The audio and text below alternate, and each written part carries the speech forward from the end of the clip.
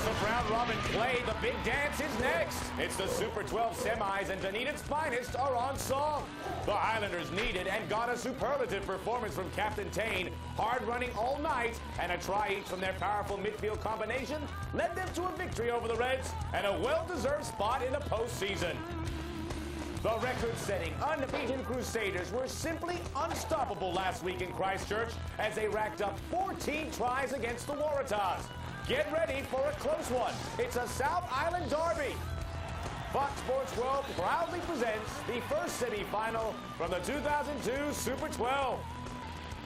From jam-packed Jade Stadium in Christchurch, New Zealand, the Crusaders battle the Highlanders for the right to advance to the Super 12 final. Next on Championship Rugby.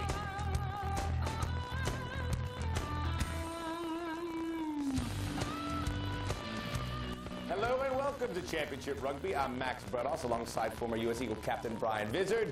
Tonight we deliver the first of two live semi-finals. The first one, the Crusaders hosting the Highlanders. Brian? Are you excited, Max? I'm excited. Now this should be a great battle pitting the two informed Kiwi teams. The Crusaders were the highest scoring outfit, while the Highlanders allowed the fewest points. He is excited. Today's match pits first and fourth place finishers after round-robin play. The Cantabs finished perfect at 11-0, earning 51 points, while the boys from Dunedin qualified as the fourth seed on 38 points. The Crusaders have the edge in the series history, winning 5 of 9, including their meeting earlier this year in Week 1. Coach Laurie Maines has had to deal with injuries all season long, but the Highlanders are peaking at just the right time. Tane Randall starts on the blind side tonight. The former All Black captain was a beacon of strength when his right-hand men were being carted off last week. Randall is having a fantastic season under the tutelage of Coach Maines. He's using his power effectively to provide plenty of go forward for the Highlanders, and he's a sure option at the back of the lineout. With hooker Anton Oliver rupturing an Achilles tendon, his place is taken by All Black midweek captain Tom Willis.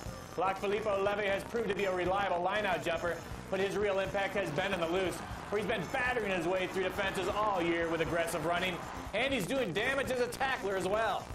Inside center, Paul Steinmetz has been showing why he didn't want to sit on anyone's bench this year. He takes the ball up hard with confidence and always seems to be in the right place to dot down. Maines has done a tremendous job keeping the Highlanders in the hunt and hopes his third straight trip to the semis will end on a winning note. Well, the Crusaders are on fire. Last week, wow, they were virtually flawless against the Waratahs, creating 9 tries on their first way to scoring 63 first-half points. They have no weaknesses and only to guard against a mental letdown tonight, Brian. Well, they were outstanding last week. The Crusaders had 9 Super 12 scoring records last week. Robbie Dean's side delivered an incredible display of 15-man rugby, where every player set out to do his job, and the chances came. The Crusaders know that the Highlanders will provide a sterner test, especially amongst the forwards.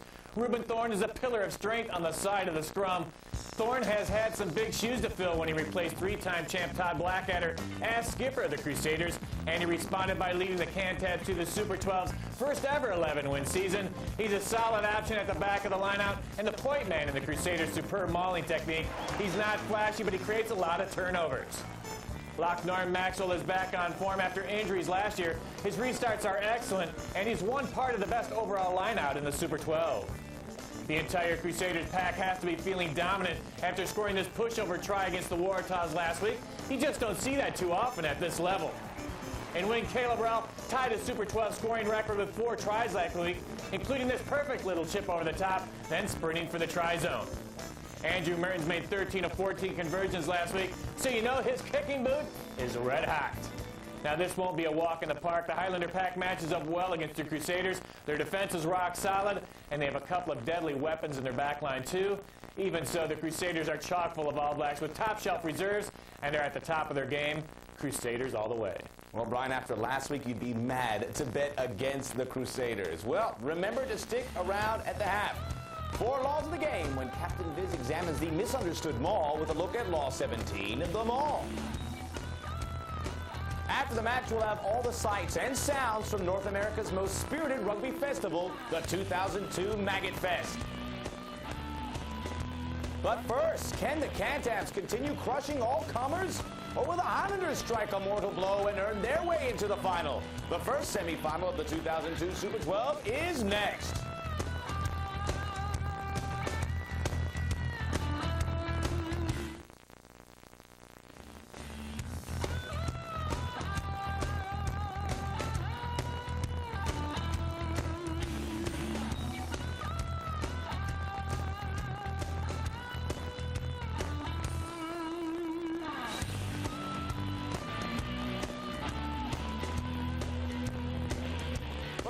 Championship Rugby. It's halftime at Jade Stadium, and we'll get you back out to Christchurch shortly.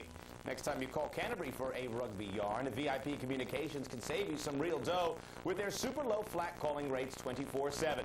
Just 12 cents per minute to all of Australasia, only 8 cents to the United Kingdom, and a minuscule 25 cents to South Africa. So call 1-877-JOIN-VIP and start saving tonight. Well, with a place in the Super 12 final at stake, the battle for South Island supremacy was waged over the first 40. And the Highlanders, not to be intimidated, a nice robust start from them. Almost got a try here. That one judged to have been forward as Goldie Wilson was away. Tough luck for the Highlanders early on. Remember that sequence as we see 3-3, and then the Crusaders move ahead here. Mertens to McDonald, the same three involved on the tries, and this man, Mark Robinson's away and towards the post. Cut short slightly. They would go up 10-3. Then, 35th minute, with movement by the forwards of the Crusaders. This would come out. Watch the dummy from Mertens right here, loosening up the back line. However, remember the earlier forward pass? What about this one? Not a forward, and the Crusaders and Mark Robinson would score again. He has his brace. And they would start to pull away a bit, the Crusaders, as they would lead 18-6. Kickers, Mertens not as precise as last week. He's 2 for 5. Willie Walker 2 for 3, keeping the Highlanders within striking distance. Halftime score here, Crusaders 18, Highlanders 6. Tonight in Laws of the Game, we move on to another one of rugby's signature elements, Brian, the maul. Max, a properly executed maul is a devastating offensive weapon. A maul occurs from either set or open play. In this case, a line-out when a player carrying the ball is held by one or more opponents and one or more of the ball carrier's teammates binds on the ball carrier. All the players involved are on their feet and moving towards the goal line. Open play has ended and different laws apply until the ball comes out or goes to ground, as it does here. Watch Pete Alatini in blue take the ball up into the Hurricanes' defense. He's grabbed and remains on his feet, but it's not a maul yet. When teammate Simon Mailing binds on him, now the maul is formed. We have a maul! The burden is on the Highlanders to get it out of there, or they'll lose possession if the Hurricanes can tie it up. The key to effective mauling is to have coordinated low body position, which forces the opposition to join in numbers to stop forward progress and puts them on the back foot defensively, giving the back line a decided advantage when the ball eventually comes out. The mauling law has changed a bit recently, and we'll be looking at the new regulations in upcoming weeks. Ah, yes, our informative journey of the mysterious maul commences. Well, congratulations this week go to Samuel Carl. It is the distinctive mark of the 3-time Super 12 champion Crusaders, and it's available right now at worldrugbyshop.com. Dear Max and Brian, let me say, first of all, that rugby reigns supreme among all sports. I've been hooked on Fox Sports World and love your professional, entertaining, and comprehensive coverage of the Super 12, Six Nations, and World Cup rugby. Hats off to Fox Sports World. Oh, and go Crusaders, Samuel Carl. Well, Samuel Carl, here's a fresh new Crusaders jersey just for you, provided courtesy of our good friends at worldrugbyshop.com. Always nice to give it to a fan. If rugby defines your life, email your story to rugby@foxsportsworld.com. Get your shot at a free jersey. In this week's special offer, buy both a Brumbies and a Waratahs jersey combination set, and you'll get a World Champion Wallabies cap absolutely free. To order, log on to worldrugbyshop.com, because nothing puts a smile on a rugger's face quite like a new jersey. After the break, back out to Jade Stadium for the second half. Then after the match, we will deliver highlights from Montana as the Missoula All-Maggots held their 26th annual Maggot Fest. But first, we're 40 minutes away from booking a ticket to the 2002 Super 12 final. Can the Captains crush on in their march toward their 4th title, or will the Highlanders come up spades at Jade? We'll see you after the match.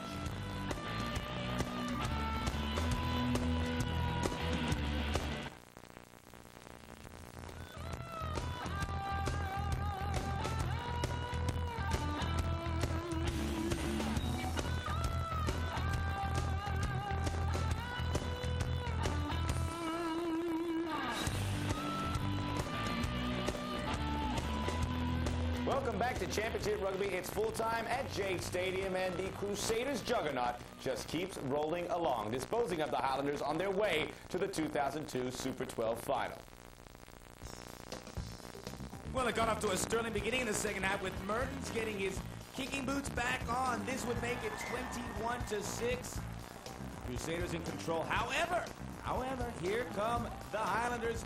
Goldie Wilson, a little help from Filippo Levy. He would put this one under the post, and they're right back in it as he has the snarl for the Crusader fans in the end zone, 21-16. However, when push comes to shove, and it did, the Crusaders would let the forwards do the work. Richie McCall with company, putting it under there. And that would give the definitive lead for the Crusaders. They would add a couple drop goals by two different players, and they would be through. 34-16. Willie Walker had a nice couple weeks as he scores under the post. And the final score from Jade Stadium, the Crusaders 34, the Highlanders 23. We know the final's going to be at Jade Stadium, but check the website Tuesday morning for dates and time, and certainly for opponents. Who will it be, the Waratahs or the Brumbies? Again, the Crusaders victorious at home. All right here on your home for rugby, Fox Sports World. Check out our rugby schedule on Fox. Just log on to www.foxsportsworld.com. Then click onto Rugby in Red along the upper left-hand border to access the rugby page. While you're there, check out Matt Brown's rugby column as he previews the 2002 Super 12 final. Festival rugby is one of the unique features which defines the American rugby experience. When you think of the leading festivals, the Maggot Fest has no peer in North America, as it exemplifies all the positives that make rugby a compelling lifestyle for participants and supporters alike. When we were still playing at the university, we played a lot of Canadian sides because there weren't any Montana sides besides us. And the Canadians just had an expression that I got maggoty drunk last night, or that's a bunch of maggots over there. And we formed our club, and it seemed like a natural. It was the fall of '77 when we played our first match. Montana rugby, especially the Maggots, fun is in our bylaws. Plenty of teams that are interested. We usually have about 70 that want to participate. We have only spots for 36. We're fortunate enough to be able to pick from the lot. We've always had women's teams. There have always been either 6 or 8 women's teams involved. Right from the very beginning, we love to have the women around. Every year we like to host a team. We have a match against them here in our home field. And then the next day we go out on usually a float trip on a local river. Travel team this year is the Letonians from England. We played them in 1999 when we were on tour for the World Cup. We also threw in the Occidental Old Boys Club as well.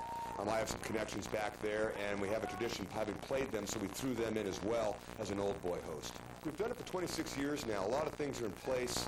We have sub-chairmen that cover the different areas, everything from the fields to the food service and so forth. I'm Fest Chair this year. A lot of things are in place, so it's somewhat routine, but it's the effort of a number of individuals that make it work smoothly for us. We have a very strong Old Boys network in our club. They take care of a lot of the background work that active players necessarily wouldn't have to deal with, so it makes it very easy. We bring close to 1,000 rugby players, support staff, and their friends and whatnot. But we estimate it brings close to $250,000 into the Missoula communities. It's a lot of fun to be a part of Maggot Fest, whether you've got a lot of responsibility or not, because we get to see a lot of friends, some of whom we only see once a year at Maggot Fest. I think we're in our 26th year, and actually our 26th Maggot Fest as well. The first one was formed by the founders of the Maggots, so they started with a small club and a small tournament and really have built a good thing that all of us now get a benefit from. Rugby in Missoula is still sort of an inner circle, as I think is the case in a lot of towns, but certainly the town is aware of Maggot Fest, and they look forward to a lot of folks coming to town who are here to have a good time. Actually, rugby players, we don't really have to deal with. Rugby players police themselves. They're very good about it. They take care of any problems arise. They take care of them themselves. They like to party. They like to have a good time, but they do it under control, and they take care of themselves, so we really don't have to worry about it too much. It's a lot of responsibility because you want the event to come off well. You want the teams to come and have good competition and play a fun, spirited game of rugby for a couple of days. But it's also very enjoyable to put the matches together and have them come off and have teams think they've had a great experience at the Maggot Fest. We have a pretty good idea of who's going to come strong and who's going to come social and who's going to come with not much experience. We sit around on Friday afternoon and have a couple of beers and lump them into about 3 different groups and then figure out who's going to play who, and then at the end of the tournament we'll take a look at how we did and whether we've really achieved our goal, which is to have teams win and lose by just a few points. As we always say, we like to have teams win one, lose one, and tie the third. And then we know we've done a good job with the scheduling. It's one of the few sports left that really has a lot of camaraderie about it, and that's one of the reasons I love Montana rugby so much. It's still kind of a fraternity of good friends. You'll play against your arch nemesis in the state, play the hell out of each other, beat on each other, go at it for 80 minutes, and as soon as it's over again, it's like a family reunion. This is definitely the biggest event of the year for us, but it is also a big fundraiser for the club and an opportunity to see friends that you only see once a year. And the most honored side, well, it's a balance. Strong play on the pitch, strong play at the party, themes, dancing, and all that good stuff. There's so much less enjoy about rugby, the social aspect. Always tough, but this year we got a repeat performance, the Mercenaries from Texas. That guy's got to go there. It's got to go there. Nice job, boys. Well done. It's got to go there. Folks can find us first weekend of May next year if they want to see the sights themselves. Absolutely, I wouldn't miss it for my life. Congratulations to the Maggots on another successful fest and a second consecutive Montana State Championship. So don't wait until next year. Go online now and get your side signed up for the 2003 Maggot Fest. You'll be glad that you did. There were 2 makeup matches last weekend in the Rugby Super League.